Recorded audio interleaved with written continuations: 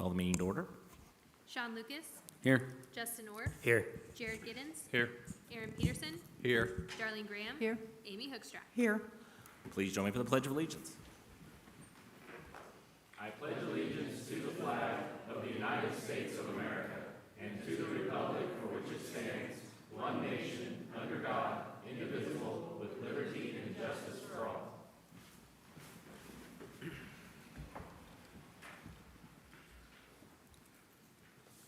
All right, we'll move on to the proclamations section. Whereas economic development helps to promote the well-being and quality of life for communities by creating, retaining, and expanding jobs that facilitate growth, enhance wealth, and provide a stable tax base, and whereas economic developers attract and retain high-quality jobs, develop vibrant communities, and improve the quality of life in their regions, and whereas economic developers value entrepreneurship and small business incubation to help establish the next generation of new businesses, which is key to the American economy, and whereas the City of Nixa acknowledges the power of partnerships and collaborations in achieving with goals of the community, which is why the city partners with local economic development groups and economic developers, and whereas the creation of new opportunities for businesses and entrepreneurs is a key component to securing the City of Nixa's economic future for generations to come, and whereas the City of Nixa is committed to fostering a business climate that will attract employers, enable the city to grow and remain competitive on a global scale, and generate new jobs and opportunities for our citizens. Now, therefore, I, Brian Steele, Mayor for the City of Nixa, do hereby proclaim the week of May 9th through the 13th as Economic Development Week in the City of Nixa.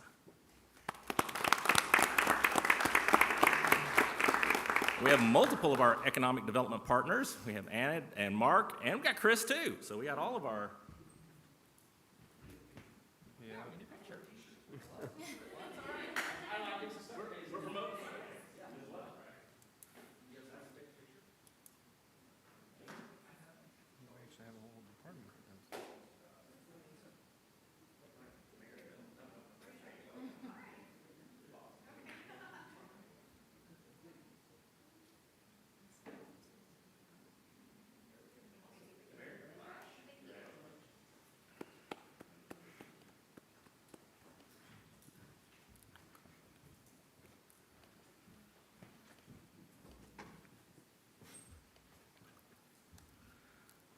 And we were hoping to have our new Show Me Christian County Director, but she's at a training this week, so we'll have her come at a later date to introduce herself to council, and very excited to have her on board as well. All right, we'll move on to the visitor section. Do we have any visitors, Becca? Ron Sanders, Mr. Sanders.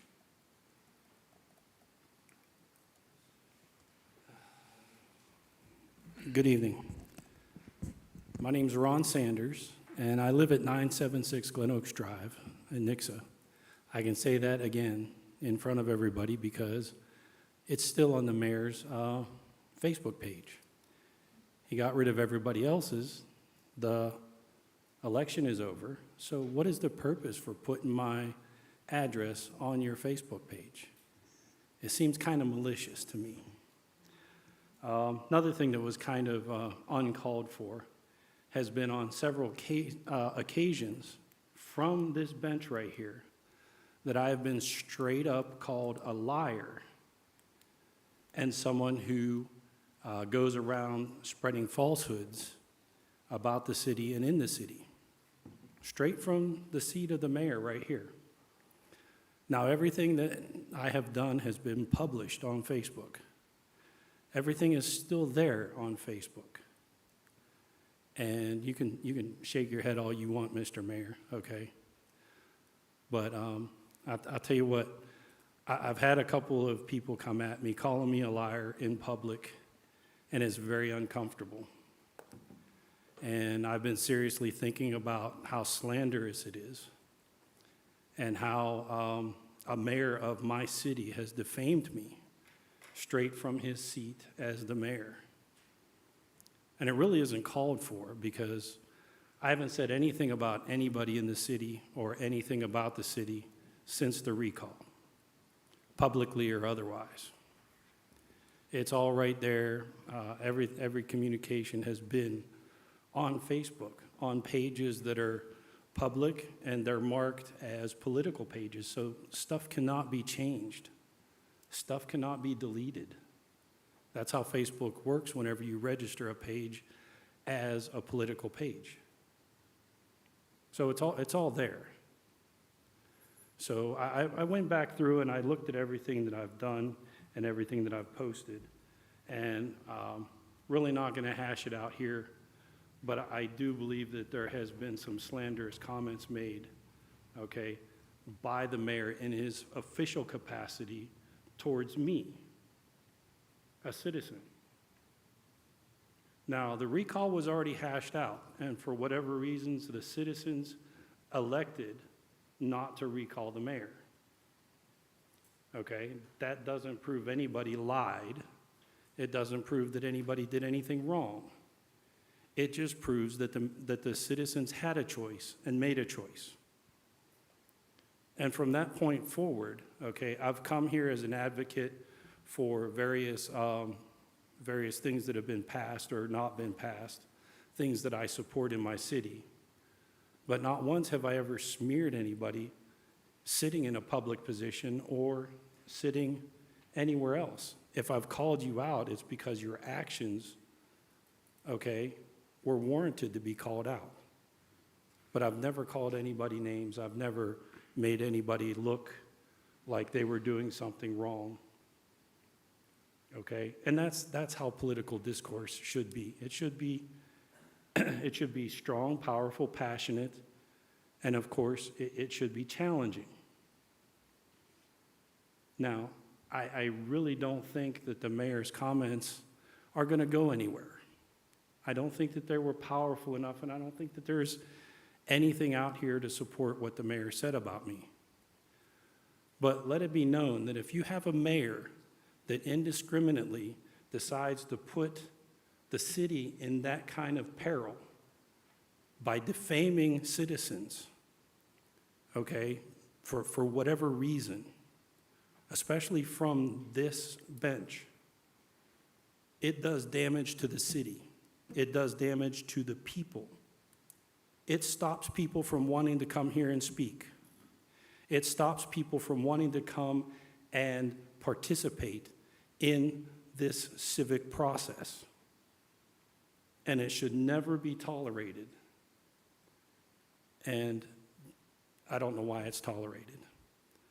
But I just wanted to let you all know that it was a rather off-putting thing.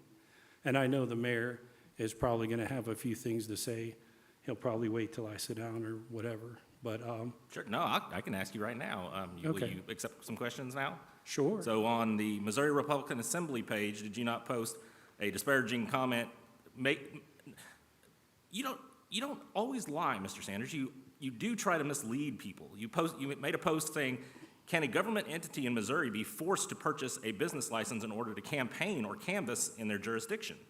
Did you post that or not? It was a question. With the Nixa not panhandling, but door-to-door licensing requirement. It was a question. It was a question to. But that was a misleading question. No, You wait. wanted to cause harm to the city. Did you also not post No, a sir. video of Mr. Scott during the school board election where you clipped it so that it looked like he was saying that the school board had no power and all the power was in the superintendent's office? Did you post a video similar to that? I did post this. I did post a video, sir.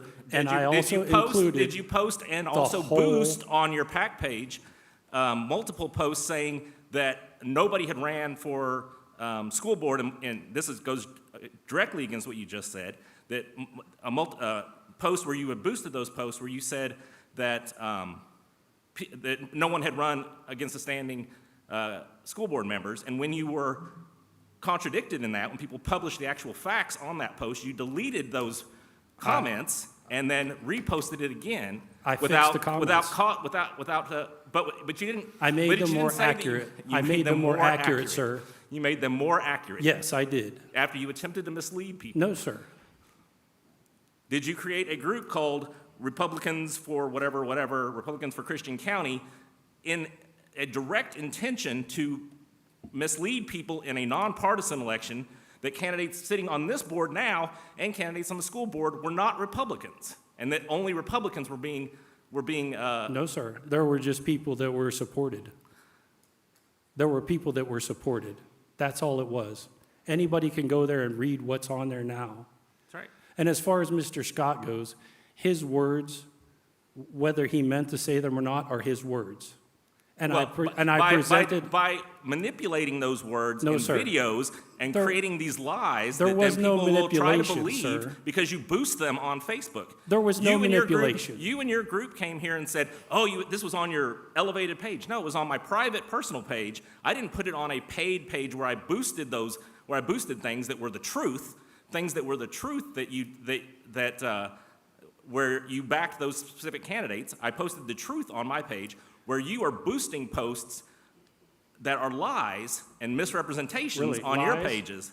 So I posted something that Mr. Scott lied with his own words. You misrepresented it. I didn't misrepresent anything. I just presented what he said. All right, well then we will And I have a- asked a question. I said, So as long as you continue to do that, I will Okay. continue to call you out for that, Mr. Asking Sanders. questions? Stop lying. No, stop telling. asking a question stop- is lying, sir. No. Asking a question is lying. Stop disparaging Right? things. Stop. There is no disparagement in asking a question. No, but trying to manipulate No, people's when you words ask or a manipulate question, videos. you are asking a question.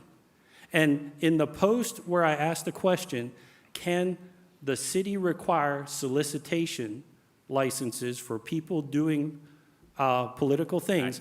I asked specifically in a group where people have the mindset to look up the actual statutes. And I received the answers with the statutes. That's what that Missouri Legislative Review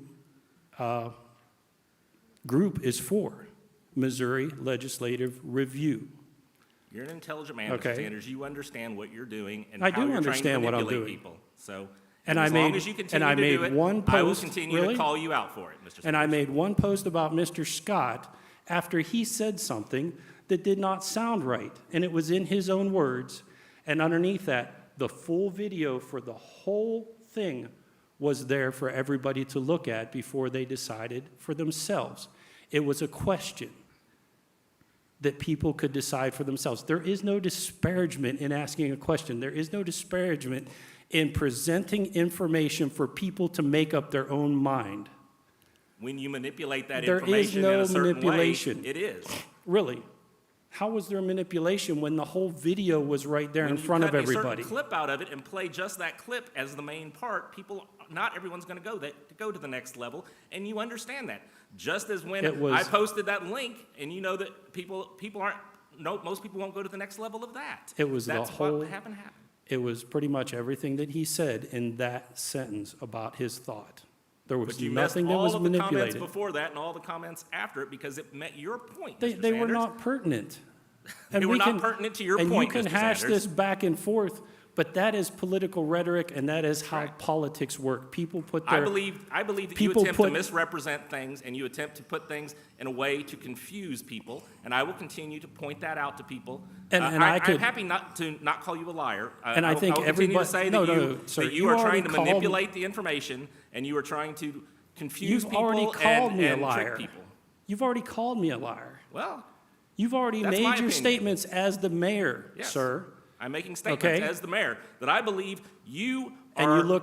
you look very petty, okay? Right now, you want to hash things back and forth about a couple of political comments and about a couple of questions that were presented. And all of the things that you have said about me That was the short politically, list that was the short list I could come up with off I've the top of never- my head, Ron. That and is I've not. never come after you, okay? You have posted at least on And 3 this is occasions not- that I know of that we were And still this- illegal, that this whole council was still illegal after the recall this election, is saying that not- we are violating the home rule charter. So This whatever. is not the forum. Sure it is. It It is? is your forum. You come here every meeting. Yes, sir, And my you for- disparage me, and you Really? disparage other members of this council. And Mr. Belcher sir. comes, and he disparages me, and he disparages other members of this council. Oh, and he- when you publish a whole bunch of people's names and addresses, him calling you out for it is disparaging. But your actions of doing that was not disparaging the citizens of this city, right? I didn't call him a tax evader and when, online, which and is when what you he did in and our when you meeting. call a citizen a liar, okay? When they lie, I call the kettle. I Call them as I see them, Mr. Sanders. I think you better be careful.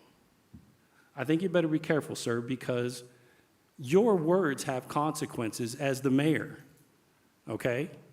I agree, and I hope everyone And listening you're to signing me you are understands signing that the Mr. whole Sanders city is continuing to your words. Is continuing to attempt to what? manipulate facts and What am I tell manipulating? falsehoods. I Oh, have it's a already falsehood? listed them out.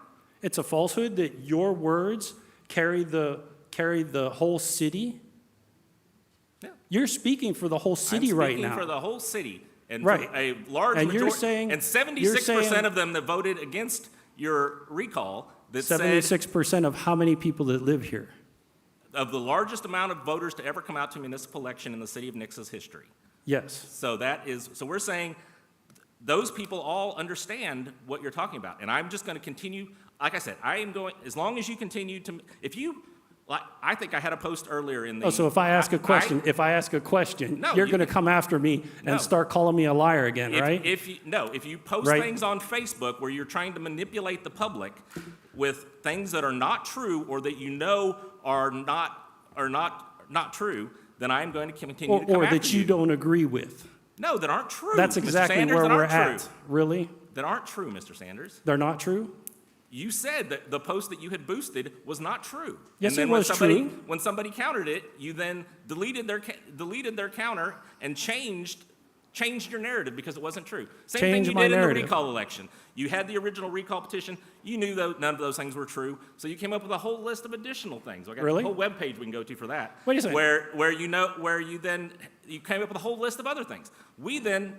It was then Could you- countered by multiple people across town saying most of these things are not true, but you continue to post them, and you came out with a new set of things. And now could you you come have- out with a new set of things after that. Could you have passed an emergency ordinance for your mask thing? Could you have done that in accordance with the home charter? Yes or no? I'm sorry, what point in time? At any point in time. At the point when I did, I could. At any point in time, you could have passed it. Did your mask mandate have the format of an ordinance? Right down to every single section. So I didn't lie about that either, right? And when you passed your mask mandate, was that mask mandate inside of grocery stores? Was it inside of banks? Was it inside of convenience stores? And that ordinance, 2111, had an exemption for all of those places? Was I lying about that? Or is that believe right you're in that incorrect. ordinance? Is it right in that ordinance? I have the ordinance right here. I can read it for you. A public gathering shall not include funeral homes, funerals, educational institutions, daycare facilities, places of employment, grocery stores, gas stations, parks, banks, municipal facilities, or any activity a court of competent jurisdiction holds cannot constitutionally be closed in these specific circumstances, or any gathering where an organizer can demonstrate to the satisfaction of the mayor after consulting with the appropriate city council and/or state officials that sufficient mitigation plans for infectious diseases are in place. Again, But you're reading from one ordinance and applying it to another thing. That was the ordinance about closing businesses was at the the very ordinance- beginning of the pandemic, and it That says was the- specifically in what you just read. It says specifically what you just read, Ron. That It was the says ordinance that closing gave those- you- It says closing those things, Ron. That's It the says ordinance that specifically gave you the power to do it. Yes, and it says Okay. you cannot close them. You said the words, Ron. Cannot you close. Did you just say those words, Ron? Yeah. Cannot close. No, it says That is a how public. you try to no, no, no. manipulate it. You try to use It said some a part public of some gathering word. shall not include. It doesn't say anything about closure. In the does. At end, the it end says of that something about sentence. closure. Yes, At at the the end, it beginning, says something a about public closure, Ron. gathering shall not include, and then it has all of those places. You considered all of those places public gatherings, and you forced people to wear masks. It's right there. They And then weren't you're going to call closed, me a Ron. liar about it. They weren't closed, Ron. You read the words No, yourself. it doesn't See, say anything about We're closing. never going to agree It on says this a particular public point, Ron. gathering shall not include. And you continue included to those try to public manipulate gatherings. people's words, and you try to manipulate people No, on I'm not Facebook, trying and to you will manipulate continue to anything. do it, and I will continue to call you out, Ron. And everything All right, is we'll move public, on and to the everybody next- can Who do you read have it. next, Becca? And everybody can see what All it's right. all about. Thank you, Mr. Sanders. All right, we will, if no other visitors, would anyone else like to speak as a visitor today? I think everybody's afraid now. You got a presentation, Mr. So you can go after the presentation. All right. Nobody else? All right. We'll close the visitor section and move on to our presentation. All right, let's have some fun then. I like fun. I got some better news here. All right, guys, thank you so much. Okay, you know what? 11 days. 11 days. What do we do on 11 days? Actually, for some of you, on 10 days. We have a little VIP thing. Guys, it's here. And your team is working hard behind the scenes. I want to give you a little bit of an update. I want to go backwards just for a little bit. Macy, hit that very next slide. And just kind of retell the story, and maybe those watching YouTube, when we talked about this in the past, we didn't have the YouTube audience. We've got a great crowd in here tonight, people who are passionate about Nixa, it seems. And we want to talk a little bit about where this has been and where it's going to go and kind of what we have planned for this year. As you can see, the video or the picture on the left-hand side is the 1960s. Now, if you're not familiar with Nixa Sucker days back then, the entire town basically would head down to Shadow Rock Park in Forsyth, Missouri, and catch a bunch of fish. We've got a cool 1963 8mm video. We're working on a documentary to hopefully air next year during its 60th anniversary of that video. And it highlights these people actually going down to the river and square dancing and just having just a fun time. And it shows them in the campground at Shadow Rock Park, and I'm not going to give you all the details because you have to wait for the documentary, but then they come back to Nixa, and they're located just where the old City Hall is and where Moxie Flowers is now, the parking lot, and that's where they would have the fish fry. So you're kind of there looking towards what's now Canton Inn on the left-hand side. As you can see, the city was very much engaged and a part of it, and the tradition continued to grow throughout the years, eventually adding more arts and craft vendors. It added, rides for the kiddos and just different things, and obviously more and more music and different activities and events, and somehow in 2018, the city kind of lost a love for it. And so some of you don't know this, but Brian and the mayor and I got called to a breakfast meeting by the original Sucker Day committee who had worked so hard for so many years to bring this event to our community. And because of the way the world has changed and grown, and they weren't quite up to speed with that, they really were going to cancel the event. And I know a lot of you know this story, but there's a lot of people maybe in this room here tonight or on YouTube that don't know this story. And so the mayor and I sat there like, this isn't going to happen on our watch. Remember that? We were like having breakfast, and it's like, I don't know about this. And I won't tell the funny part of this story, how I went back to the office and did something. But I get back to the office, and we start looking at it, and I start thinking, how can we get this community more involved? People like the mayor and I and so many more have been at Sucker Days our entire lives. We grew up in this town, and we grew up on those streets and running up and down. And whether it was helping my dad back before it was the Nixa Fire Protection District was a paid district, they were volunteers, and I would be down there as a kid helping do the fundraising, sitting in dunk tanks as a kid, and just doing those kind of activities. I thought, how do we get more people involved? And this picture, Drew Douglas had drone footage taken on the right-hand side. That's high noon, and the sucker fish, if we were to show the video, you would see it pan around, and they had just started the fish fry, and there may have been 150 people in line, maybe, not even that many, maybe 100. And this is just right there in downtown Main Street in 2018. Well, going back to the chamber board, I remember walking into that room, and the chamber board's like, you want to do what? I said, yeah, I think we got this. I think I have an idea. I think we can get more and more of this community involved, and we can take this to a whole new level and really, really, truly bring something special to Nixa. And go ahead and fast forward to the next slide there, Miss Macy. So there we go. 2019 and 2021, both of these pictures are high noon, looking at the balcony at the main event center, looking southbound there on Main Street. And you can see we totally, in 1 year's time, took this to a whole new level. And I got to tell you, when I say the word we, it is truly a we. Sure, I run the chamber, I'm the CEO, so there's that side of it, but I can't do it without all the help that we have from this community. And a lot of that really, really stemmed from a lot of people right here in this room. Brian Dennehy's in the back. We got Travis Cossey, who's been involved in some of this. Jeff Rousseau, I always say Russell. I want to say Russell with his last name. And their entire team, the water department. I mean, all the utility guys, street guys, and Nixa Police Department, Nixa Fire Protection District, all the nonprofit organizations, the downtown revitalization groups that are involved. And it really, truly became something magical and special for Nixa. And we are continuing to add to this. And this is something that I call it the Hallmark Channel Festival. I kind of feel it's that way, right? And so we want to just give you a quick update on some of the new stuff that's happening this year and kind of give you an overview about what's getting ready to happen. There's no more slides, so I'm just going to read from my notes here. So again, just as a reminder, we will will have the parade. It'll be open or start at 6 p.m. on Friday. Now, Sucker Day itself will actually be starting around 1 or 2 o'clock, and we'll start having vendors open up and the food trucks, and the rides will get started, and that'll be on Friday afternoon. And then there's a big group of people that'll be running the Christian County Parade. I mean, the Christian County Shrine Club will be running the parade for us. And Mayor, we've got you a car ready to go. So we'll have your mayor's vehicle. That's a tradition that has happened in the. You providing candy this year? Yeah, we'll have. Yes. We need to go to get some Go to candy. Okay. Sam's and pick up some candy. Yeah, just don't throw it out too fast, so you Okay, all right. save some for the entire parade. got some Okay, left over. 1 piece every mile. All right, so and then coming up later that evening, guys, we're bringing some cool entertainment to downtown Nixa. A couple of different things that are happening. The Ministerial Alliance is working on something special on Friday night for their stage, and then in addition to that, we'll have the big top tent open, and we'll have the mixtapes and Psychobilly Cadillac. Really, two really powerful groups. The mixtapes are very popular in our community, and so they're going to be downtown on Friday night till about 10:30 or so until we get kicked out. And then, of course, on Saturday, it really kicks in. Some of the other fun things we have, of course, the Four Cs Seratoma Group runs the beer garden area, and that actually benefits children's charities right here in Christian County. So the proceeds benefit groups like Least of These and the Children's Smile Center and so many other groups right here in Christian County. And then, of course, we'll have lots of rides and games that we had to increase this year on the wristbands. They are going to be $10 for all you can ride, but as we all know, everything's going up. In addition to that, Saturday morning for the Love of Canine's Dog Show. And I'm telling you, if you're watching this or listening to this, you've got to check out that event. The categories are so special. They're so fun. And again, For the Love of Canines works with our local dog pound right here to help find foster homes for dogs that don't get claimed or picked up. In addition, we have the Downtown Revitalization Group running Little Miss Main Street Pageant. We're still looking for more contestants for that.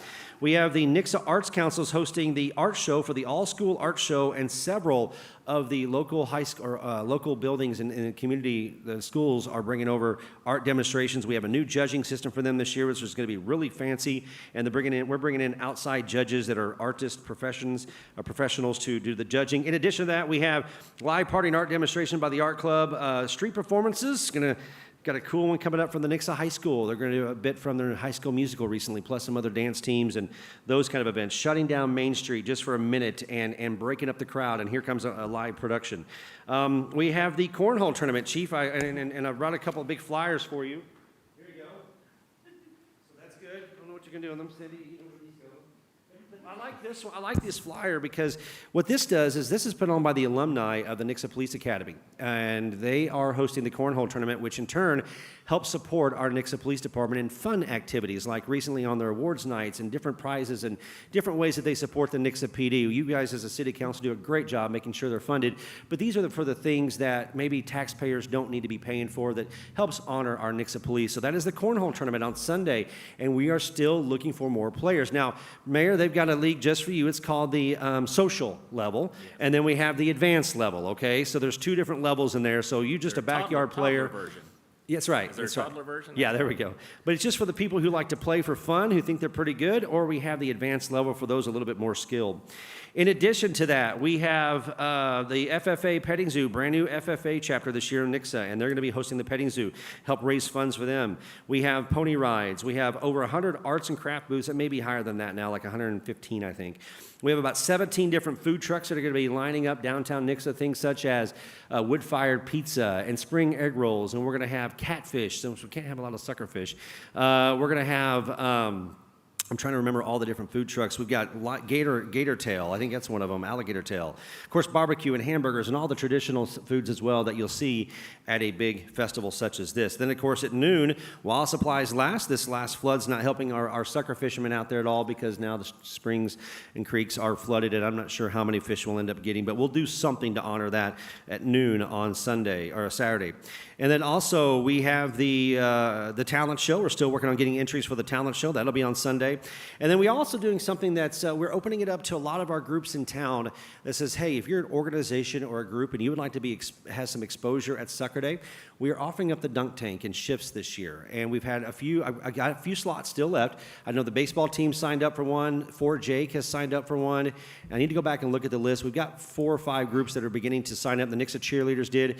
If you're a nonprofit or a civic organization or even a Boy Scout troop or whatever, and you're interested, or Girl Scout, and you're interested and participating in that, you need to check out the sign-up genius that we have for that. I believe it's on our Facebook page. I can make sure it's on the app, but or not, just get a hold of me and we'll make sure you get that link. So that's something to allow people who want to have some fun at Sucker Day and make some money. All they got to do is I just give you the booth, the dunk tank, and it's your job to find people to be in it. And we're just asking you to just do 3 throws for $5, and you get to keep all the money.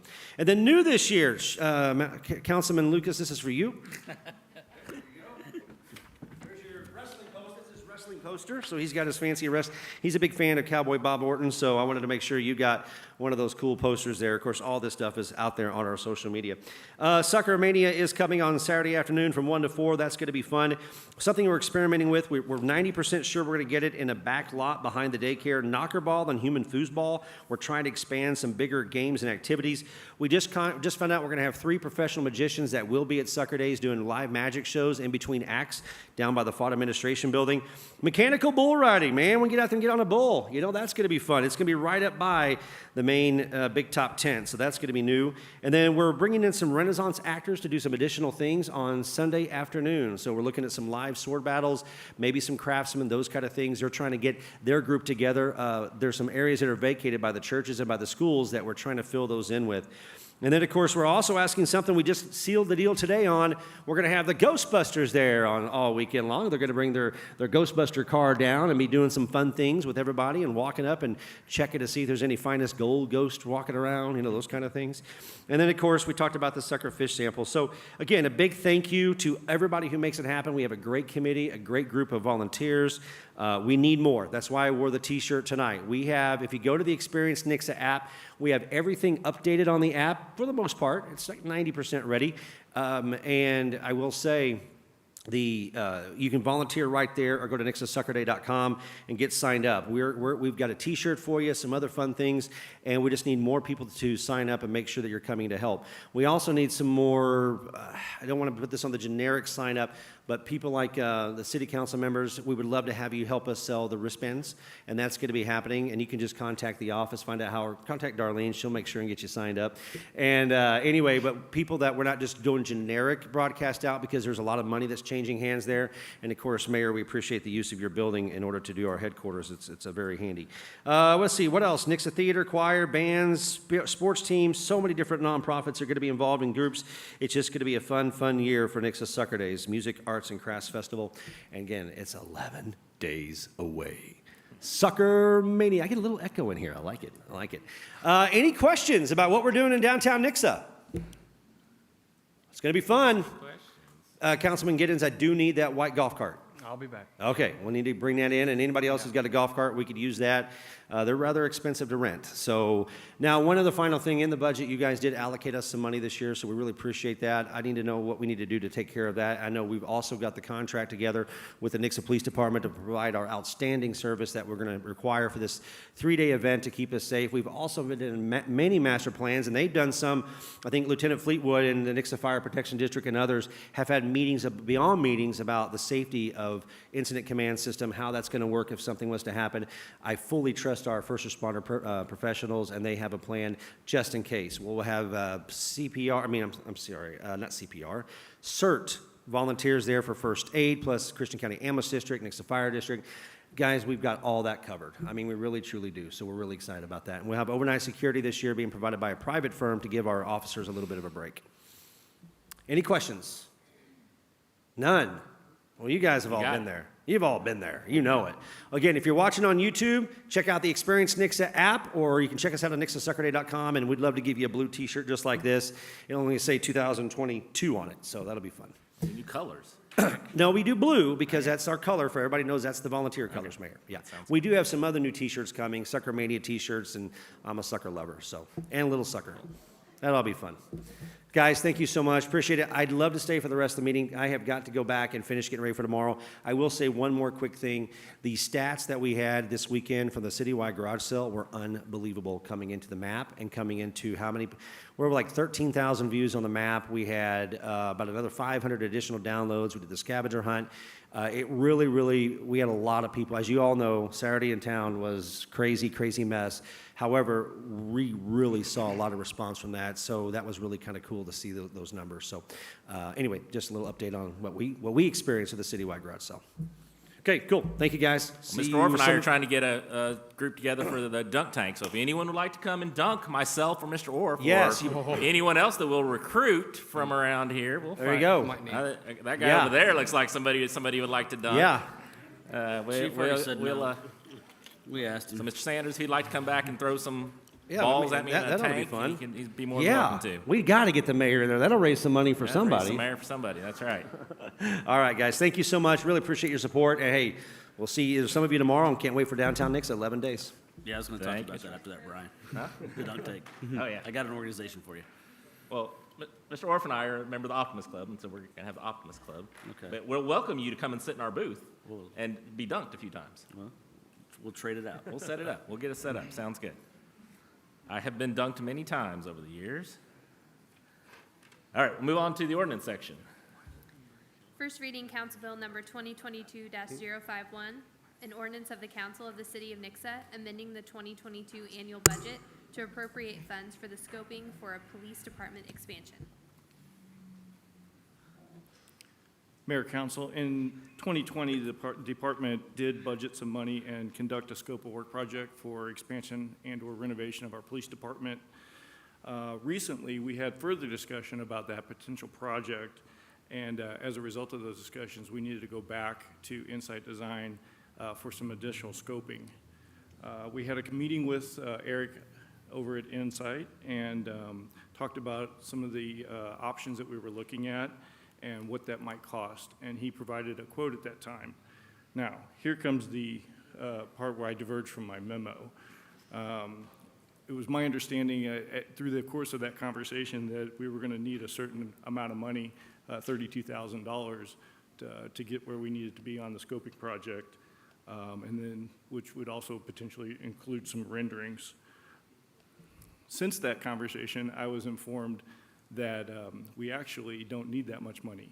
So you'll see the Exhibit A that's attached that Jennifer produced is the correct number, which is $20,000. And the reason for that difference there is we had money in our budget, in our line for professional services of $7,800. And then over in city utility or city utility billing, they had $7,500 allocated for scoping, which, as you know, we were talked about potentially utilizing that building or repurposing it.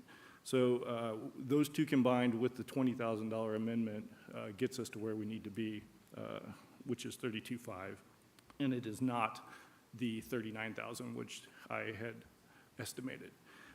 Also, we have gotten this in writing now from Eric today. Late this afternoon, he did send the written analysis in, and it does compute to $32,500. So as my memo is incorrect, but the exhibit and the bill is correct. Any questions? Any questions? Thank you, Chief. We will open the public hearing if anyone would like to speak on this item. And we will close the public hearing. Any further discussion? Nope. All right, move on to the next one. First reading, Council Bill number 2022-052, an ordinance of the Council of the City of Nixa authorizing the city administrator to execute contracts with Southwest Power Pool and Southwestern Power Administration for provisions of electric transmission services to the city. Good evening. We have two agreements for the delivery of our wholesale power or the transmission from the power grid that brings our wholesale energy to town. One of those is with the Southwest Power Pool, and the other agreement is with both the Southwest Power Pool and Southwestern Power Administration. Two different things. SPP, Southwestern Power Pool, is a transmission agency. Southwestern is our hydropower provider, but they also own transmission that's on the SP, that coordinates with SPP. These two agreements,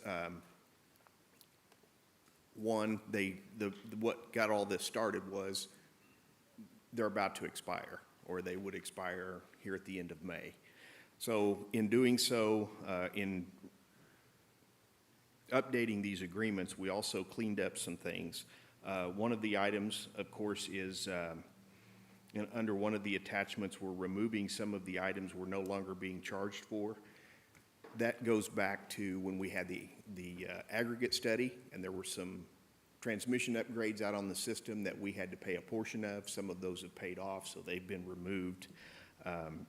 There's also some limiting facilities, which is very similar. They're bottlenecks on the system, and they've been corrected, so those have come off the agreement. And then there's some changes in the resource table, which that is a list of all the various resources where we could potentially have our energy coming from, whether it be GRDA, the Grand River Dam Authority, or one of those agencies. And of course, the term date is updated. On the network operating agreement, which is the one between SPP, Southwestern, and Nixa, and mostly governs how SPP and SWPA work together, because SWPA, or Southwestern, is a federal agency, they have an agreement that's different than everybody else, as you could imagine, because it's a federal agency and what they can and can't do with those assets. And so therefore, there's an operating agreement that needs to be updated. And basically, the only thing in that is Southwestern has a new contact person in that, and then, of course, the term date. Both of the agreements have a May 31st of 2030 as a term date. There's no change in any of the cost for any of these because those are set by tariff. Do you have any questions? Any questions? Thank you very much, Doug.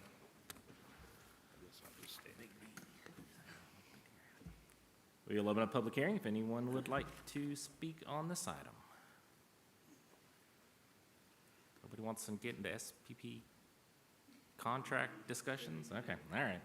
We will close the public hearing. Any further discussion? All right, we'll move on to the next one. First reading, Council Bill number 2022-053, an ordinance of the Council of the City of Nixa amending the 2022 annual budget to reflect several adjustments to the utility department funds. We have a number of things, as you can imagine. Most of these we've talked about so far throughout the year. One of those, of course, that has spurred this is the purchase, or the upcoming purchase, of RDE water, as well as the Tuscany Hills water and sewer systems. We need to make an adjustment in the budget for those expenditures to actually make those purchases. In addition to that, we will be operating those systems for the rest of the year, and so there are no operational expenses authorized in the budget to bring those systems in. In addition to that, there's also, those will provide a need for additional personnel, a truck, a backhoe, and some small equipment. There's no equipment through the purchase, and so we'll have to purchase some items to be able to go with that. All of those items are for the water and the sewer side. On the electric department, those are just increased expenses.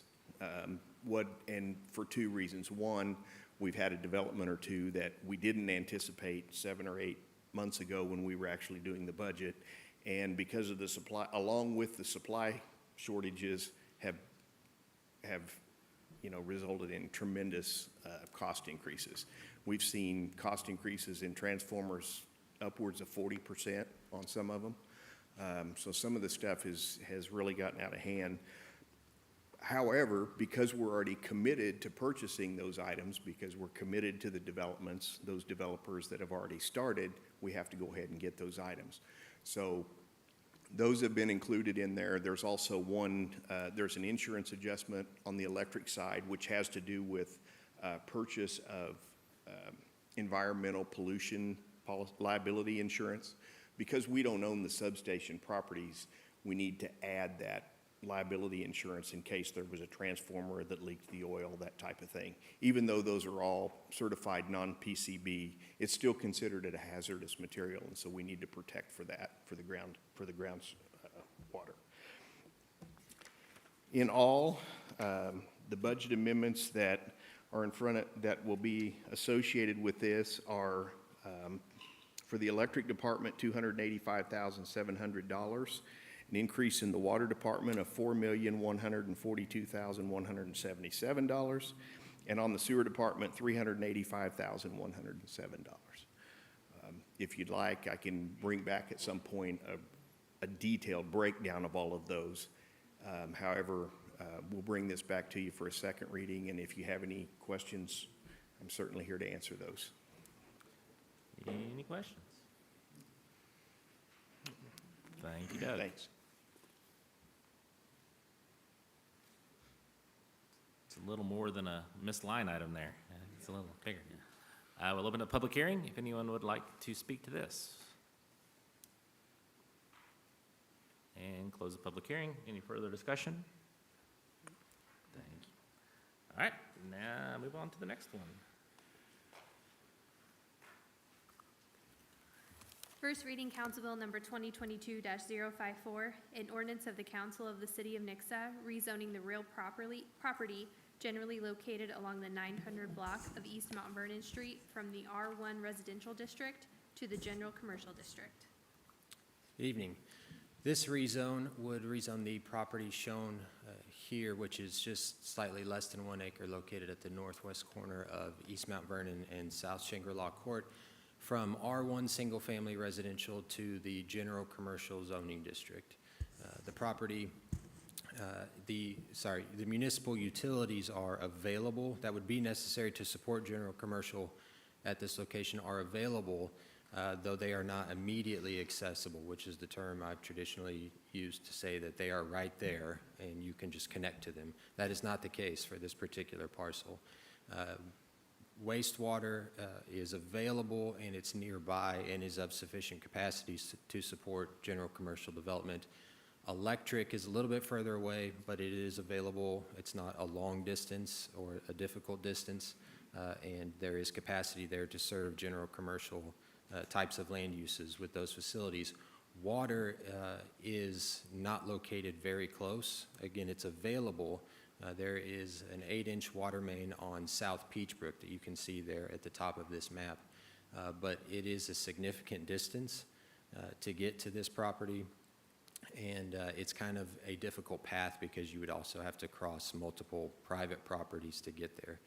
So I consider that problematic from a land use and development perspective. The other thing to note here that was a point that was raised at the public hearing before the Planning and Zoning Commission that I think is worth raising again is that of traffic impact at the intersection of South Shangri-La Court. So city's records indicate that South Shangri-La Court is mostly a private drive. There's 25-foot wide public right-of-way that was dedicated that doesn't meet a standard for a public street. It's about half of what you would need for just a local public street at that location. It's also a location that is on a curve on an east-west arterial with a speed limit of 55 miles per hour. So depending on the time of year and whether it's morning or evening, there can be some dangerous conflict points at this location. All that being said, if it were rezoned and developed, of course, the developer would be compelled by city ordinance to do a traffic impact study and to some extent address those concerns that I just mentioned. The staff recommendation on this is for approval. The Planning and Zoning Commission held a public hearing last week, and they did not recommend approval. In fact, they did not recommend anything at all. A motion was made by one commissioner to recommend the approval of this rezone, and that motion was not seconded. And so the motion motion failed for lack of a second. So the meeting just continued on from that point, and there was no discussion on the motion either. Any questions? Didn't we discuss this property a couple of years ago? Multiple times. Yeah, well, that's why I Yes, thought we switched this it was back and really forth and familiar. back and forth. Yeah, Yes. because it had been zoned commercial first, and we decided that was not a good place to put a commercial. Well, yeah, it was Piece of residential, property. then it's commercial, then it's residential again. Yeah, so, I don't know that it was ever commercial. May have been. They were proposing, I think it was. At I think it was multifamily at one It point. started, multifamily. yeah, it Yeah. started It was multifamily, went to Anyway, we thought it was not a good Residential. idea to put apartments there. Right. I thought it looked familiar. Any other questions? No. So what? It could be anything that's permitted in the general commercial zoning district. So what's the compelling interest that staff is saying is in favor of it when planning and zoning was not in favor of it? Well, so from a staff And perspective. you went through a list of bad things about this piece of property as a Yeah, commercial it's piece not of a property. strong recommendation, I'll be honest. And it really, it's the utilities not being immediately accessible to the site that make it somewhat of a weak recommendation. But at the end of the day, from a land use and just general planning perspective, the site isn't maximizing its utility as a single-family residential zone that fronts on a primary arterial, and Mount Vernon is not just a local, it doesn't just function locally as it functions regionally as a primary arterial, and is it going to be widened and will continue to be widened into the future. And so from just a best practices land use perspective, not the location for single-family residential zoning. So that kind of drives the staff recommendation there. But again, it is not this is not a site that I would say is situated nicely for commercial development at the present time. In the future, that will obviously change at some point, but given the lack of access to utilities, it is, as I said, somewhat problematic. Any other questions? Thank you very much. And we'll open up the public hearing. If anyone would like to speak to this item.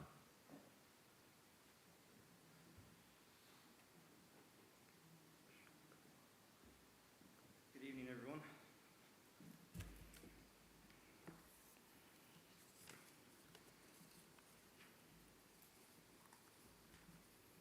I have some, do I state the address and everything still? Just state your Dick- name and the town you're from. Derek Bondorf for 255 Shangri-La. I live directly north of the property.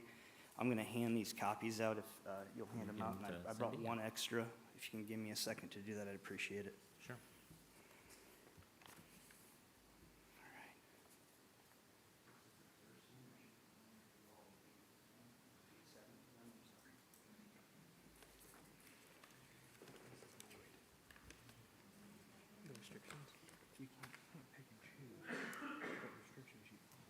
Macy, can you reset the timer for him once he gets done with his getting ready, okay?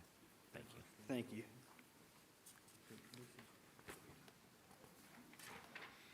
In my professional opinion, but I could be. Get my glasses back on. The same thing that was sitting on. Oh, yeah, I got a copy here.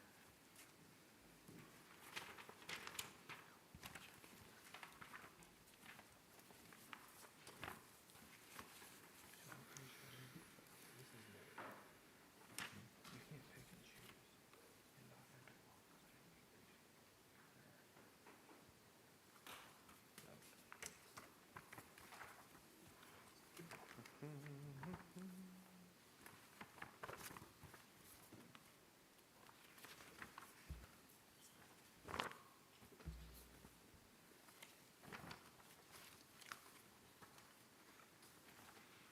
Whenever you're ready. Okay, thank you. I'm just going to read a quick recap. I know you all were talking about what has happened previously. This is the third time in 3 years and 4 months people in our community or subdivision have been here. So I'm just going to read this, and then if you have any questions, please ask. The property in our subdivision located at Highway 14 in Shangri-La is once again up for a zoning change proposal for the third time in 3.5 years. The letter provided is from our previous meeting in 2019 from our attorney showing our support for the first request to rezone the property back to R1 by Kyle Tennell on January 7th, 2019, which is what the property was zoned previously to it being rezoned R3 on December 27th of 2002. Before the lift station was built. The property was then sold to Edward and Ala Rusu, which requested a rezone from R1 to general commercial on January 6, 2020. And as most of you know, this rezone request was denied and the property maintained in R1 zoning. I believe 4 council members and the mayor were a part of both of those rezone requests in maintaining the R1 zoning, so I appreciate that, as well as the rest of the subdivision. A few of them aren't here because they're elderly or ill, and they all feel the same as me and the other 2 property owners do of maintaining the R1 zoning. The property recently sold once again, and I received a certified letter April 13th, 2022, for a zoning change proposal to take place May 2nd, 2022. The Planning and Zoning Commission and council members were instrumental in maintaining the R1 zoning for this property at the previous 2 zoning change proposals. The restrictions recorded at the Christian County Recorder's Office, which is one of the documents I gave you all, strictly prohibit commercial and business use of the land in our subdivision. Zoning the property anything other than R1 would be confusing, disingenuous, damaging, and very misleading to the property owner, the new property owner. A zoning change could also create a lawsuit for an injunction from the current 7 property owners within the subdivision. This leaves me with one question: why rezone the property if the intended use is prohibited by the recorded restrictions? I hope you still feel the same as you did previously, and the property maintains an R1 zoning. Now, I understand that it's not the city's job to enforce restrictions, covenants, I get that. We just hope that you see that we have them and you respect that we have them, and they were recorded for a reason because we had a subdivision with homes in it, and we don't want commercial businesses within the subdivision. If you have any questions, I'd gladly answer if I can. I was at the last time this came up, and I was actually for the rezoning of it at that point to commercial, I think, whatever the thing was, that planning and zoning, because that was the recommendation by planning and zoning and by staff. I would give the same argument at this point. Planning and zoning did not accept this rezoning, so we should not also accept that. They did it 7-1 or 8-1. Only one person was in favor of it. I believe he was there was no vote, and he was just, yeah.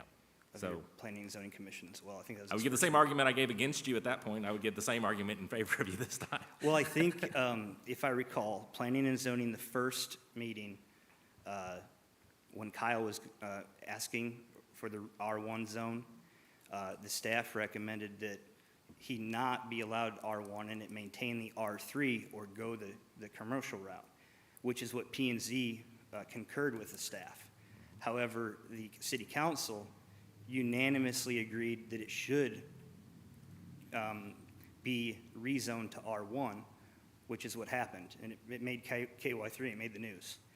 A year later, exactly 1 year later, within the same month of January, the new buyer wanted to take it from R1, which he full out knew it was R1 because Kyle rezoned it R1, to the general commercial. P&Z and city council both shot it down and maintain the R1 status. Now it's R1 once again, and one of the other documents I gave you is a seller's disclosure. That's from the most recent sale. Any realtor that has any code of ethics at all, you can look at another document that is off the Christian County Assessor's website today that says Waukau subdivision, also known as Track 6 of the Moore subdivision. If you pull up the restrictions for the Moore subdivision, you get what I highlighted as Track 6. On the second page, there's only 5 restrictions. We're not asking for a whole lot, in my opinion. And I can read them, or if you don't mind, I will. Like you pointed out, the restrictions, I mean, that property can't meet most of those restrictions because it's not large enough to be a house in your subdivision, so no one's ever going to be able to build anything that meets your covenant restrictions. So, I mean, I don't think, They can like I build said, a that's not house. our point. That's Yeah. not our point to argue either, so. Yeah. We're totally, the entire subdivision is happy if someone wants to build a home there. It's a 1,500 square foot minimum, attached 2-car garage, no general commercial. It's pretty straightforward. It's, a subdivision that was built in 1986.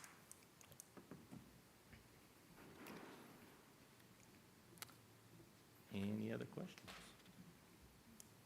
All right, thank you for your time. And we'll leave the public hearing open if anyone else would like to speak.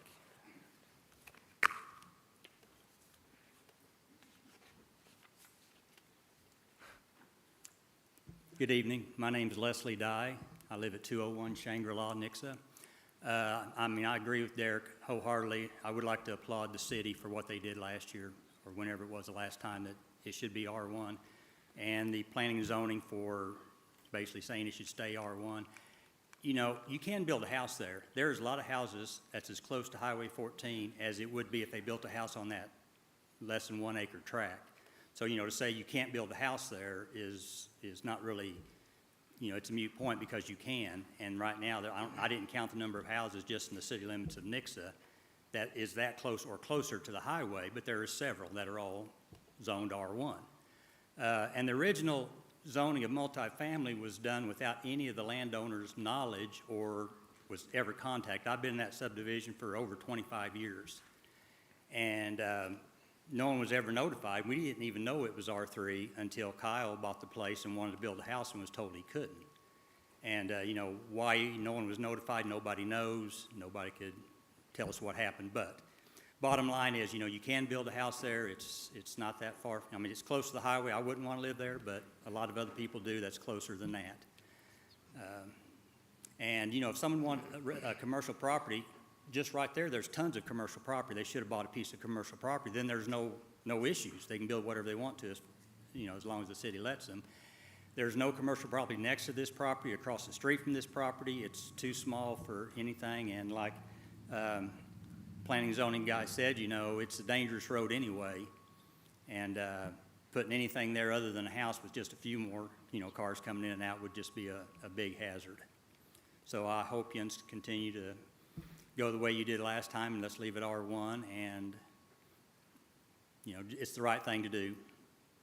Thank you. Thank you very much.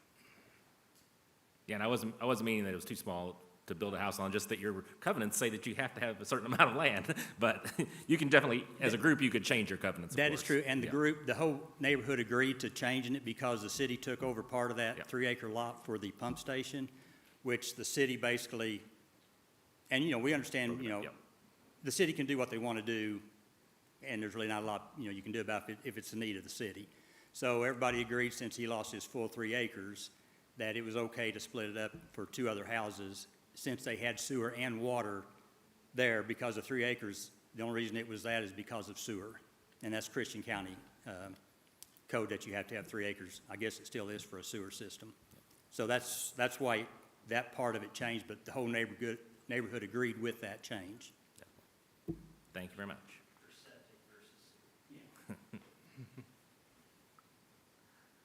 And we'll leave the public hearing open if anyone else would like to speak. And we'll close the public hearing. Any further discussion?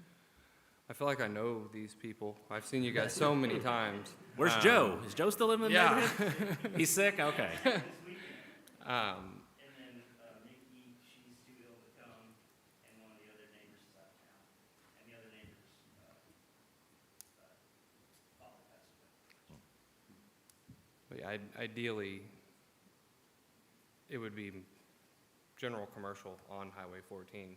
But at some points, we have to look at certain things, and that would be, I mean, if it ended up being a high-traffic area, we're also on a road that we can't really do much about. Well, there you go. There you go. And, I mean, I've hit a deer right there before. You come around that corner and you can't, well, technically, the deer hit me. But, I mean, that would just be extremely dangerous. And I'll go back to what I said a couple years ago. Just keep it the way it is. As I said, my position, do you agree with planning and zoning unless there's some drastic reason, especially if it's all of them believe a certain way, then that's the way we should probably go. We don't have any way to skip this now, do we? Because we don't vote on that anymore, so we have to bring it back again. So we'll bring it back the next time, guys, and I think everybody's kind of all in agreement, I think, but if one of you wants to come next time, speak on it, make sure, you're more than welcome to. Yep. It's the one before that, yeah. Yep. Thank you for hearing us. No, no problem. Thank you. Great seeing you guys again. All right. Everybody but Sean and Amy. All right. We'll move on to the next one.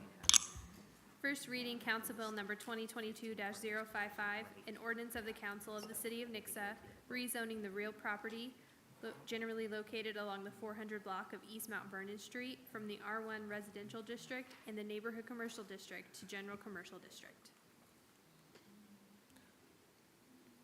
One thing before he gets to this, so on both of these, there wasn't the information about how planning and zoning voted. I'd like that to be, that's not your problem anymore. That's Becca's problem. In the planning and zoning ones where there was a planning and zoning meeting, I want a section where it says planning and zoning said blah, blah, blah, blah, blah, In the memo? in the memo. Okay. I guess the last one, they didn't say anything, so there's that. Well, I But mean, no. there was a hearing, and so Yeah. the actions of the hearing should be listed Be in good to the know that. memo. We'll make sure that in future Mayor memos Steele, we include that. there are whereas clauses in the bills that tell you what the Planning and Zoning Commission did. I know, but On that's this one, it says, whereas the Planning and Zoning Commission. not reprimand anybody, I'm just saying I like it in the memo. Okay. Okay, it's fine. You got called out for not reading it. Go ahead, yes. This rezone would rezone just over a half an acre located at the southeast corner of South Market Street and East Mount Vernon Street from what is currently a combination of neighborhood commercial and R1 single-family residential to general commercial. In this case, municipal utilities are immediately accessible to the entirety of the site, and staff is recommending the approval of this rezone. The Planning and Zoning Commission did vote on this one, and they voted unanimously to recommend its approval as well. Any questions? There's no concerns about kind of that corner, because the rest of it is all neighborhood commercial, and having this one block of commercial, whatever it's called? No, I don't think so. I think you'll see, general commercial zoning continuing to grow in both directions from Main Street along this corridor, particularly now that it's seen some improvements. And also, given that Nixa's zoning code is unlike what I would consider to be maybe typical of a city of this size, in that it's general, the land use is permitted in general commercial. Many of them would be permitted in a neighborhood commercial zone in another city. And so the neighborhood commercial zone here is so restrictive that I think you'll see a lot of applications to that general commercial zone, simply because the types of land uses permitted there are the types of businesses that will see this as a favorable market. And so they won't be allowed to do that neighborhood commercial, so they'll be coming to you asking for general commercial. And yes, it is joining some single-family residential neighborhood without too much transition. The city code deals with that by requiring an extent of screening between the two. And so because it's general commercial, a more intense screen will be provided. And it provides visual screen mostly, but it also provides a little bit of noise benefit as well. Any other questions? Thank you very much. And we'll open up the public hearing on this item. Mrs. Young. Hi, Janie Young, 846 East Meadow Garden Court. This is a project my husband and I are very excited about. It is going to be rebuilt as kind of a gathering place for Nixa residents as well as people outside of Nixa, and bring in a lot of small businesses where they can have a little bit of a promotion where they can get their name out there, their business out there, and just generally make Nixa a little bit better, more exciting, and have more options for late night entertainment. Did you guys have any questions about it? Okay. No? Thank We're you so much. excited to see what you do. And we'll leave the public hearing open. And close the public hearing. Any further discussion? No. Sounds good. All right, we'll move on to the next one. First reading, Council Bill number 2022-056, an ordinance of the Council of the City of Nixa, amending Chapter 105 of the Nixa City Code to add provisions related to the protection and preservation of karst features.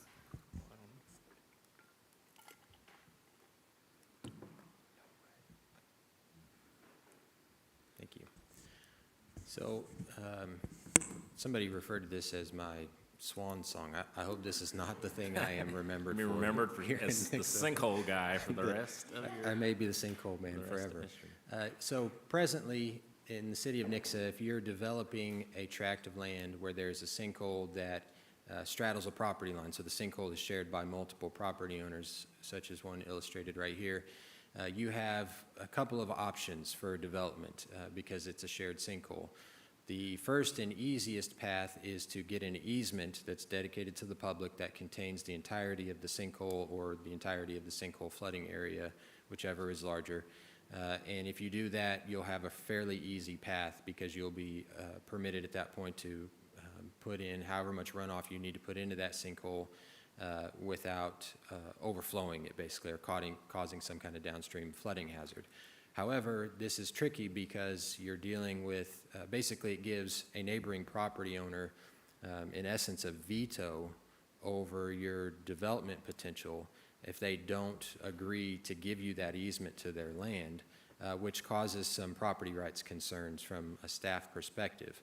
Because if you can't get the easement under the current regulations, you are only allowed to cause 1.2 inches of rise in the water surface elevation of the sinkhole at that point. I'm not a stormwater engineer, although we have a stormwater engineer and a professional geologist here to help me answer any questions that you may have this evening. But my understanding, and after administrating a couple of development projects with sinkholes that straddle a property line like this, it became apparent to me that not very much runoff at all causes more than 1.2 inches of rise in that water surface elevation, which basically means that you're not going to be able to develop if you can't get the easement. The current regulations do offer one more option, which is to excavate within the rim of the sinkhole, which is kind of a questionable thing in any case, but the code also says you can't use heavy equipment inside a sinkhole rim. So, as I told the Planning and Zoning Commission, unless you have a lot of friends with a lot of shovels, you're going to have a hard time doing this. So what we're recommending instead is to allow up to 1 foot in rise of the water surface elevation within the sinkhole, which is a kind of a best practice in flood-prone areas that you would allow up to 1 foot. Now, this is again in the scenario where you can't get the easement. You can cause up to 1 foot of rise, but your portion of that 1 foot is based on your proportion of land within the sinkhole drainage basin. So in this case, if it's 2 properties within the sinkhole drainage basin and they're both of equal size, it would be one property would get to cause 6 inches of rise, the other property would get the rights to basically the other 6. And so it's a more equitable distribution. It's still required. We're also adding a requirement that there be 1 foot of freeboard from what basically the overflow or the flooding elevation of that sinkhole is. 1 foot difference between the finished floor of any nearby structures and what that flooding elevation would be, just to provide an additional layer of protection for any structures that might be susceptible to flooding. Another change we're making that makes it, so we're making it a little bit less restrictive towards development because right now I believe we are more restrictive than is required to serve the public interest. So we're backing off there. But another change we're making to be more conservative from a flooding perspective is we're changing the model storm event. So on the current regulations, it was what's sometimes referred to as a 25-year storm over a 6-hour duration. We're changing that to a 100-year storm over a 24-hour duration. So it's basically a larger, more intense rainfall event that you're simulating in order to come to these conclusions about whether your development works. Again, I've asked our consultants, we have a consultant geologist on contract here at the city that I've worked with on this, as well as a representative from Olson Associates, who is our stormwater engineering consultant, who's also taking a look at this, and they're here available if anybody has any questions or concerns that they can probably answer better than I can. For instance, one of the questions I had was this last rain event that we had. Eric or Gary, is that a good would you say that's a 100-year storm, or?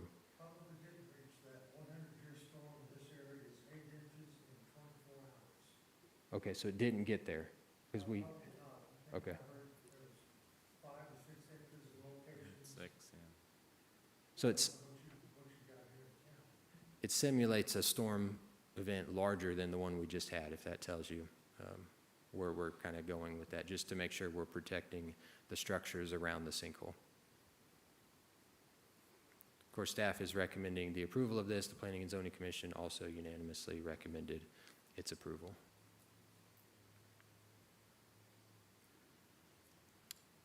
Any questions? Nope. We seem to have a couple of those, one of those every other year now. Yeah. At least the 6-inch one. I think there's a preference in the industry to stop calling them 125-year storms because they happen A max more event, frequently. we call it a max event flood or a max event. Right. It's storm. more of a percentage, Yeah. so the 100 is like a 1% chance it happens that year, Correct. so. Yeah, in the regulations, it's called a 1% probability storm. Okay. Gary, all are you right. gonna keep coming back presenting rezoning? Yes. What's Are- that? Are you gonna keep coming back presenting the planning and zoning bills every month? We'll see.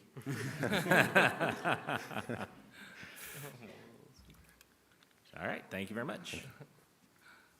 Take a bow. And we'll open up the public hearing. Anybody have any specific questions for the engineers or geologists? We just have to trust them all. Yeah, aren't that's we? where I'm at. It's I one don't of know those what things to that's beyond ask. our scope of knowledge, right? All we can read is the information. So leave open the public hearing. Close the public hearing. Any further discussion? All right, move on to the next one. Is that the last one? First reading Council Bill number 2022-057, an ordinance of the Council of the City of Nixa amending the 2022 annual budget to appropriate funds for the design services for parks facilities. Good evening. So our community continues to grow. Our park facilities continue to stay about the same, but our participation has risen dramatically. We're seeing somewhere in the 57 to 60% increase in participation over the last basically 7 years, comparing 2014 through 2021. This is putting that stretch on our facilities that we're really close to maxed out. It's very, very hard to get available gym space and classroom spaces depending on the time of the year. Summer does slow down the gym just a little bit, but through our fall, winter, and spring, the gymnasium is maxed out, which is one of our larger areas that we are experiencing overgrowth in.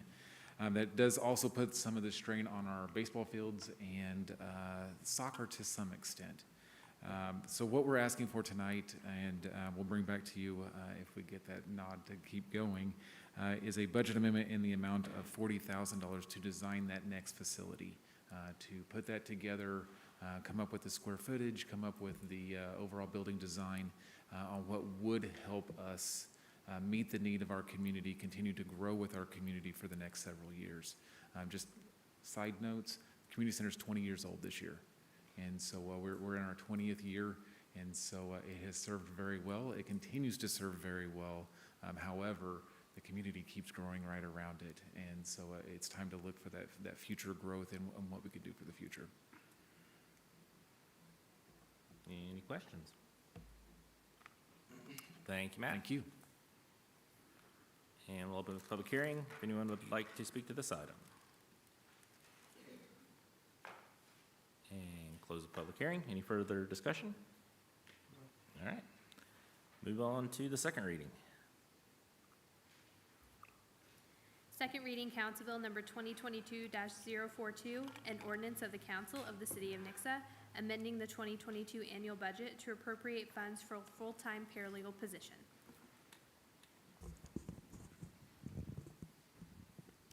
Good evening, Mayor, members of council.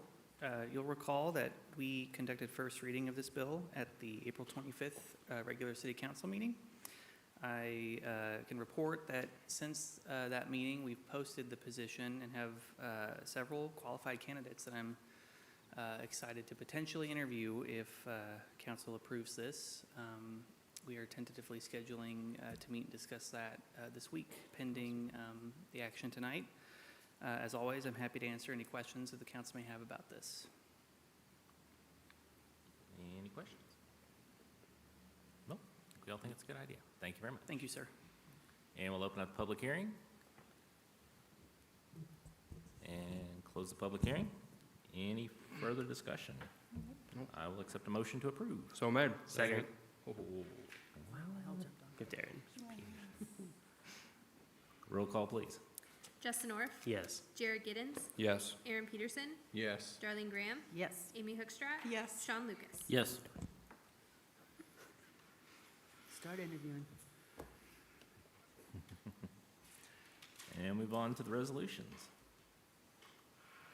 Resolution number 2022-051, a resolution of the Council of the City of Nixa authorizing the city administrator to execute several contracts with certain qualified vendors for building code consultation. Traditionally, the city has used a couple of local architect firms to do their building code plan review as a third-party consultant, since we don't have anybody in-house that has the credentials nor the time and resources to do that.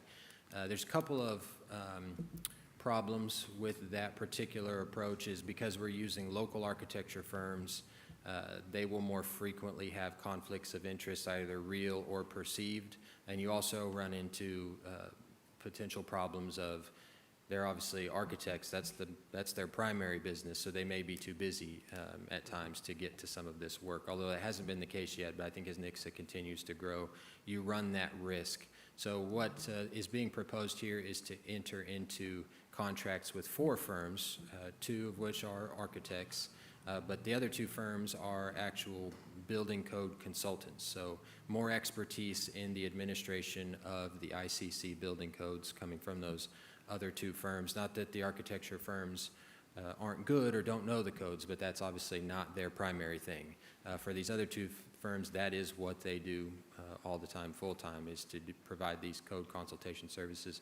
The other thing that's happening here is we have expanded the scope of these services to not just include plan review, but to also include the option for the city to engage them for field inspections, including special inspections, and also just for general consultation on code matters, et cetera, getting advice from them about changes to upcoming code additions and future adoptions of those codes and what the city may want to amend due to those changes. There's just a lot of benefits that I believe the city can derive from this, and the costs are favorable as well. So staff is recommending the approval of all 4 contracts. Any questions? Now you can take a bow. What's that? Thank you very much. Oh, yeah, thank you. Appreciate it. And we'll open up the public hearing. Close the public hearing. Any further discussion? Oh, we did have one question, I guess. You can just yell at me from back there. I make him come all the way back up, right? I think so we select the person, the builder doesn't select the person. That's correct. Yes. So right. We just don't select. If they have conflict, if it's their architect, they don't get to pick them, or we don't get to pick them. But we pick who it is, and it's not the builder's preference. Yeah, correct. So it puts the city in a very strong position in that if it's a very complex building, large building, and hopefully the types of buildings that Nixa will see in the future, you may want to go with one of the larger firms who has more experience reviewing those types of buildings and can do so very quickly. And so it again, just puts the city in a strong position in terms of being able to negotiate these various things. And also getting second opinions. A lot of times these issues are hotly disputed. And so the city will now have multiple options to go to get second opinions on code interpretations, et cetera. Very good. I have a question. These last 2 are one's from Colorado and one's from California.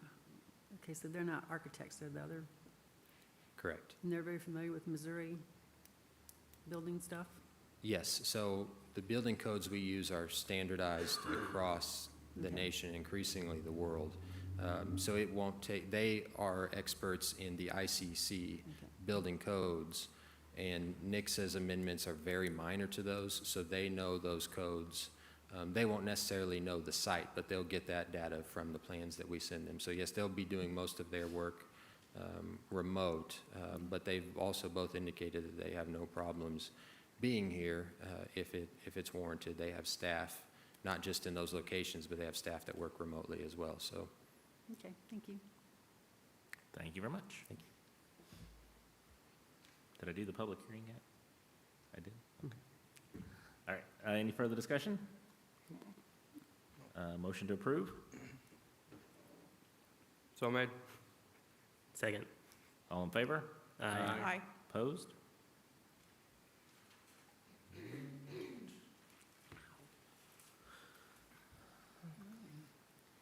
Resolution number 2022-052, a resolution of the Council of the City of Nixa authorizing the city administrator to execute a contract with D&E Plumbing for concrete maintenance and repair. Approval of this resolution would establish an on-call contractor for our concrete maintenance program that we have. This is an annual contract that we bid out to establish a contractor that will be established to do on-call services related to concrete. That includes primarily our ADA transition plan work for our wheelchair ramps and sidewalks throughout the city. This contractor is also available to do various miscellaneous projects involving concrete maintenance as they come into a need situation throughout the year. D&E Plumbing did submit a bid, is qualified to do the work, is very familiar with the state and ADA guidelines necessary to complete this type of work that we are establishing the contract for. With that, staff has recommended approval. Any questions? No. Thank you very much, Travis. Thank you. And we'll open up the public hearing on this item.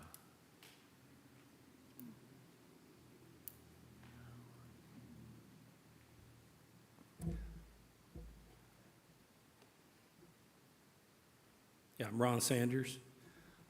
Just two quick questions. Who had the plumbing contract before this? Do you know, Doug, who had this contract last year?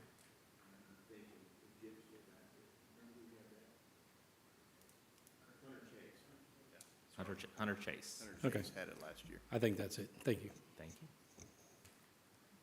Did they bid for it again this year, Travis? I don't remember if it said in there who all the bidders were. They just didn't bid for it this year. Sorry, get up to the mic. No, sir, we did not receive a bid from Hunter Chase this year. Okay. Everyone is very busy this year. Exactly, yes. Right, something else. And we'll leave open the, oh, thank you, Travis. All right. And we'll leave open the public hearing. And close the public hearing. Any further discussion? Nope. Motion to approve? So made. Second. All in favor? Aye. Opposed?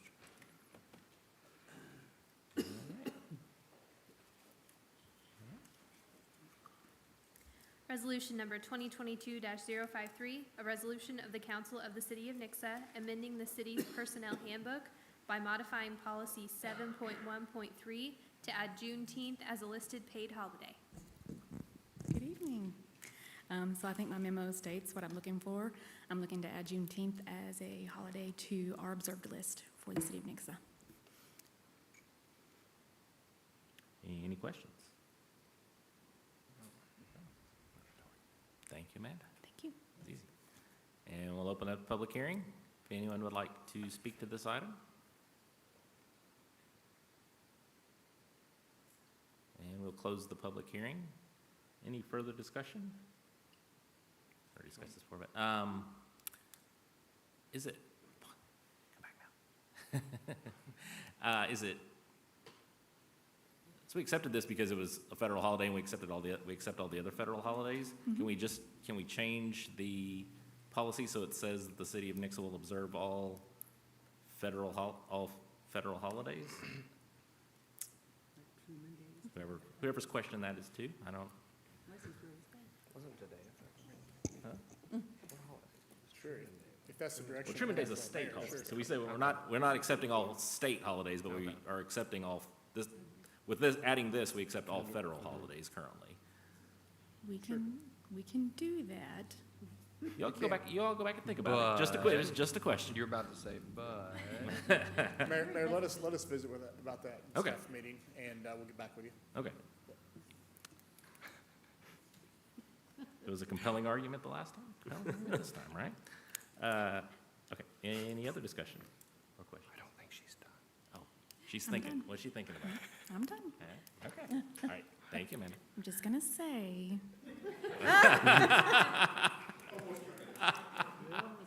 Juneteenth is like a month and 10 days from today.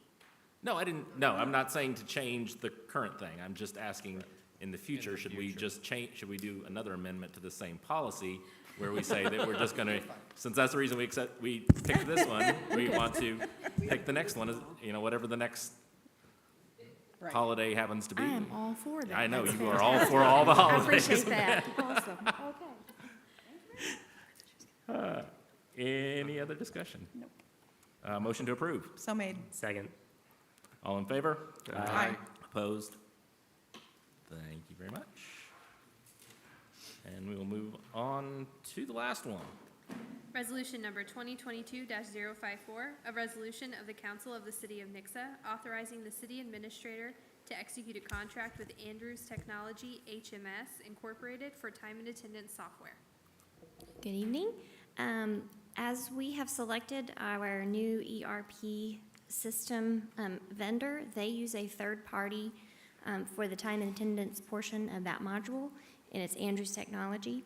We are in the contract negotiation part of the ERP system, so this is something separate. We were able to get this done a little bit quicker.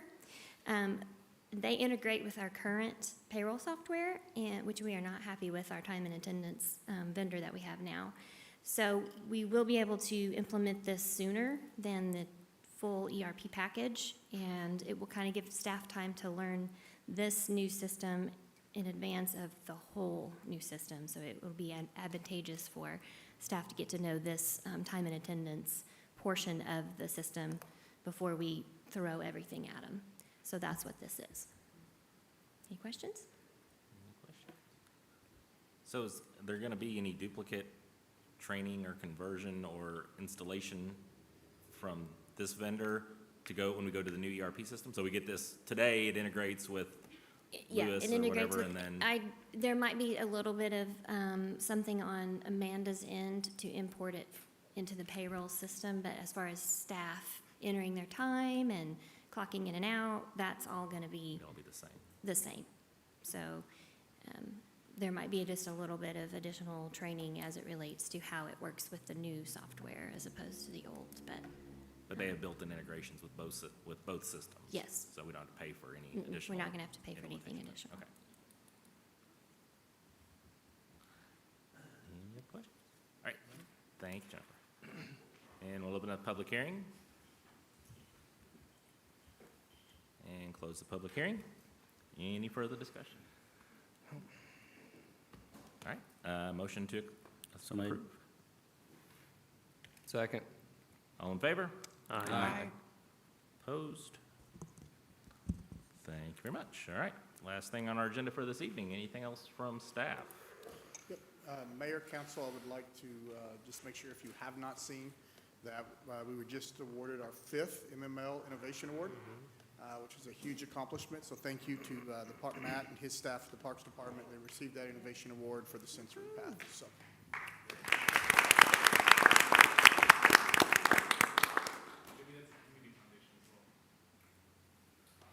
Very good point. The Community Foundation took part in that as well with the grant, so it's a great partnership. Double innovation that's award. right. I like it. It was, yeah, absolutely. In the library as well. Everybody gets credit for that. Yeah, it was a great partnership, so very, very excited. We'll add to our wall. Well, we'll have to create some new wall space for our, I'm still waiting for my wall of innovation. I'm not doing that one. That wall has to stay forever that way, because that was so hard to do the first time. I'm out. Tag somebody else. I'm gonna delegate that I task. don't know. Sounds like the city clerk's job, but okay. We'll move on from that. Anything else? Nick, want to reprimand me for not reading all of the ordinances again? All right, anything else from council? I do have a question. Matt, so you might have to come up since you don't have a microphone. Obviously, there's been a lot of rain, but I'm wanting an update on the park project. I haven't drove by there today, but when I drove by there last week, it's extremely crooked. So just kind of curious. It is how it's designed. The wall goes like this? It is how it's It was designed. designed incorrectly. Yes. That is how Schaefer and Hines designed it, so they are following the design to its spec. It does look that way. You get down there to it, it really is not as bad as it appears from the road. That's what we want to hear. It's really not as bad as it looks. It really isn't, but. What's the purpose of that then? It is also, it's serving as a way to mitigate the water. So the water that's coming off the hill, it is moving it to a stormwater And that's box. the purpose of it going straight and then. That is my understanding. But yes, that is Okay. how Schaefer and Hines designed it, and they're following it. It does Good look a little question. different, but Yeah. they're hoping to be Okay. done by next week. By next week? By next week. Oh, People are is gonna be very what they're happy aiming about that. for. They only got beat Could by you- the Murphy USA by a couple of weeks. Yeah, it has been very, very wet. Now, that's been the Yeah, problem, is well, they are Yeah. dealing with our wettest area in the entire park. And you do dirt that work with has- no dirt. They were digging holes on Friday, and they were filling up immediately with water. Oh, it's a sinkhole. Could you try to ask them, to specifically address why it's like that and let us know? I would have to, I can ask Schaefer and Hines. Yeah, that's what I that mean. one. Like- Yes, I can ask them. Ask them why was it designed this way? That is the To do way it's what? designed. Yep. Yeah, But yes, I can follow up and ask them. okay, thanks. Anything else?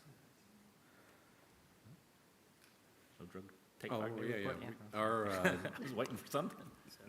we had our prescription drug take back event in conjunction with the DEA, and we didn't have as large of a turnout as in previous years, but we still had over 100 pounds of drugs that we received, and then 40 the DEA came and picked it up from 40, so. Very good. Awesome. All right, if there's nothing else, I'll accept a motion to adjourn. So made.